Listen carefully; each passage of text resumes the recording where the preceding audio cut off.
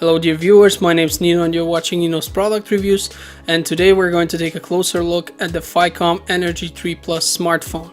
Now this is a 5.5 inch smartphone with a screen resolution of 720p, which actually looks quite nice. And by the way, I just want to mention something about the screen resolutions.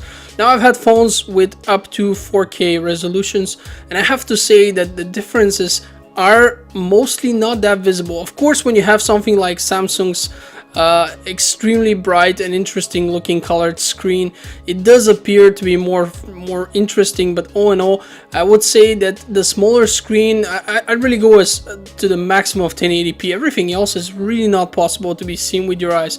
For me personally, 720 is even better, simply because it's so much better for your battery. It will last much longer, as it is with this phone.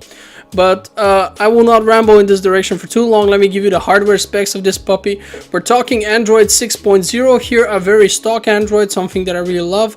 The processing power here is 1.3 gigahertz per core, an Octa-Core processor, the MT6753, 2 GB of RAM, 16 GB of ROM, 2 cameras. Obviously, the front-facing one, however, comes with a flash, which is pretty unusual nowadays, and I do like that.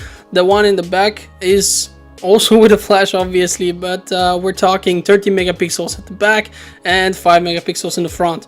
Now we do have LTE support here. What we don't have is NFC, and quite honestly, for me, it's not something that I'm missing that much, because in the last maybe a year and a half, I don't remember ever using it when I actually had the possibility to do so.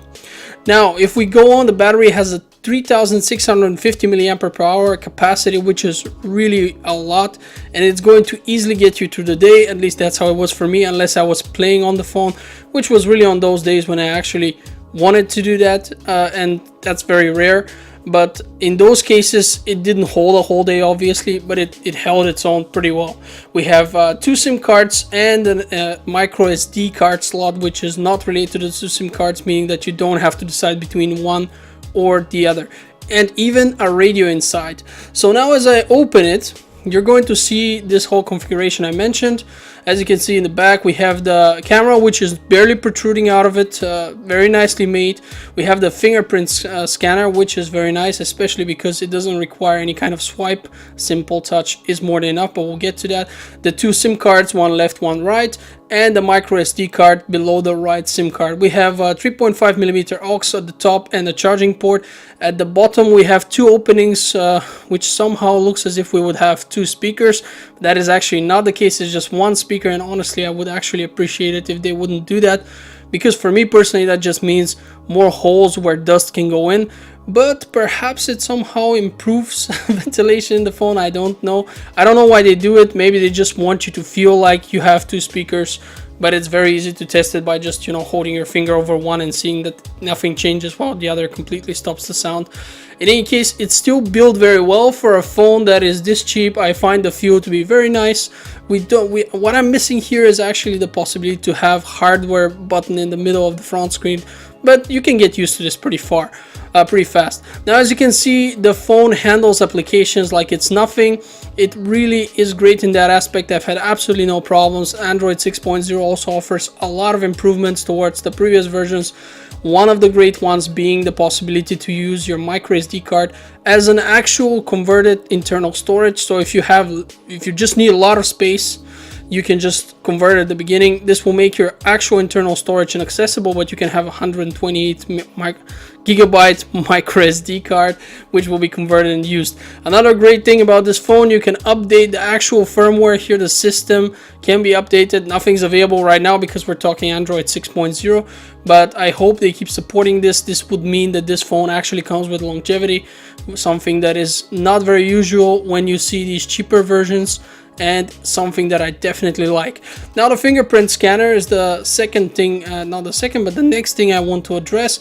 It actually works really fast and great. Now the times where it fails are not times, the ones you see here, I mean, are not times where it doesn't work, but rather where I just not hit it with my finger properly, because I am actually holding it in front of the camera and seeing right what you are seeing right now.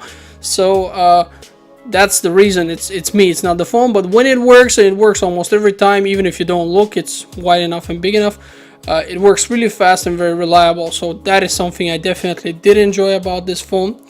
And if we move on with further things to see on this phone, I will demonstrate to you how fast it is when browsing. Now, browsing isn't something that's so taxing on the phone, but since it does work with Wi-Fi, and Wi-Fi sometimes can behave differently, we can pinch to zoom, we can open sites with a lot of pictures, which will come up next. It's not Wikipedia yet, but in any case, you will see that it's very snappy for people who just want to use it for these kind of tasks. They're definitely gonna get their money's worth.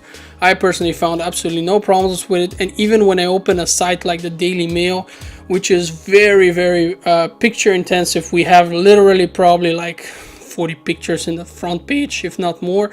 It still is very responsive, albeit sometimes it does slow down for a second if I try to pinch to zoom, but that slowdown is so minuscule that it's not visible, and it's not because of the performance of the actual phone, but just because it's loading pictures in the background.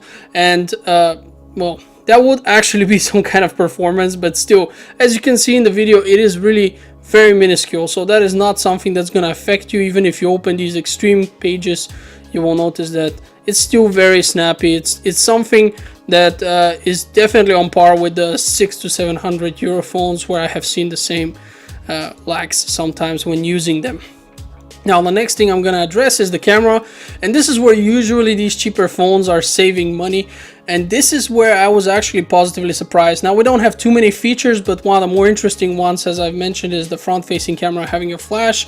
And another thing is also the possibility to show a peace sign and activate the camera's trigger so that it takes a picture. It actually starts a timer and then does it, and it all works very well. The back camera makes very nice pictures. The colors are great, focuses really fast. All in all, I was actually positively surprised. I was expecting something much more mediocre, and this is very good actually. If you take a look at these pictures, even in low light conditions, the camera generally performs very nicely. I mean, look at these. Okay, this is not yet low light condition, but the next one definitely is with flash. And as you see, it's a good resolution. Now, when we switch to the front-facing camera, the things change a little bit. When we have good lighting conditions, the picture still seems kind of blurry, and even when the flash is on, we still have a blurry picture, but the flash is still very useful. So in any case, the camera actually surprised me positively. I was happy with it. The back camera is excellent, especially for this price point. The front-facing camera is okay, but it's still much better than what I would expect. I'm used to cameras that are just almost absolutely unusable. Now, when it comes to performance, we have to take a look at what Antutu is going to tell us.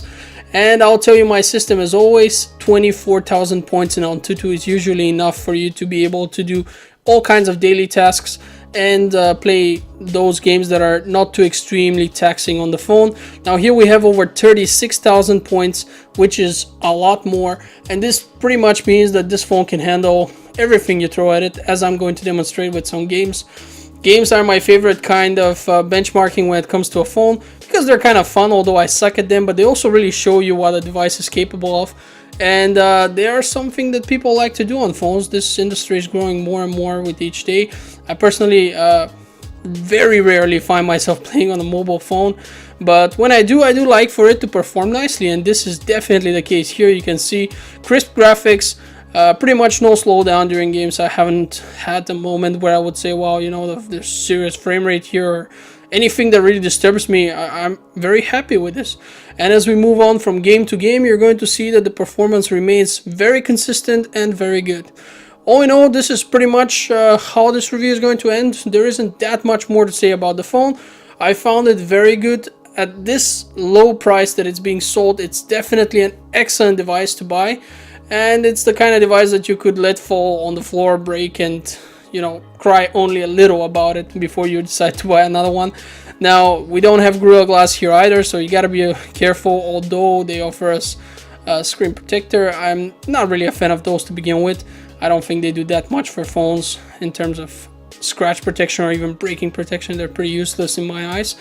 But something that, however, I found a bit negative is the fact that this phone you're gonna have a hard time finding any kind of accessories for this phone. Okay, so if you want a nice cover or something, it came out relatively recently, just like 3 months ago, and still you find very few good options if you want to buy any kind of cover for the phone.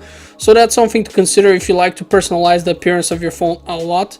This might be disturbing for you, but for me it wasn't that big of a deal, and I actually expect that this will change very soon in any case.